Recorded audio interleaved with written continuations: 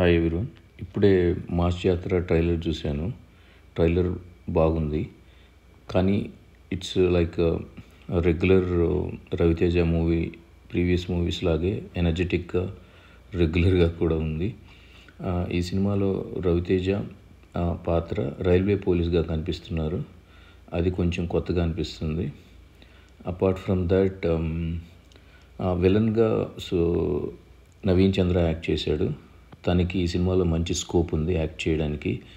తనకి మంచి అవకాశాలు వచ్చే అవకాశం ఉంది ఆఫ్టర్ దిస్ మూవీ. శ్రీలీల హీరోయిన్గా చేస్తుంది. సో సినిమా బాగుండే ఛాన్సెస్ ఉన్నాయి, కానీ ట్రైలర్ చూస్తుంటే it's like previous Ravi Teja films only.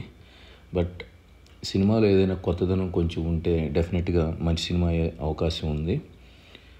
Other క్యారెక్టర్స్లో Rajendra Prasad act చేస్తున్నారు.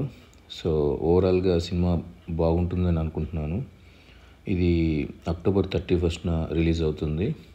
Hope for the best.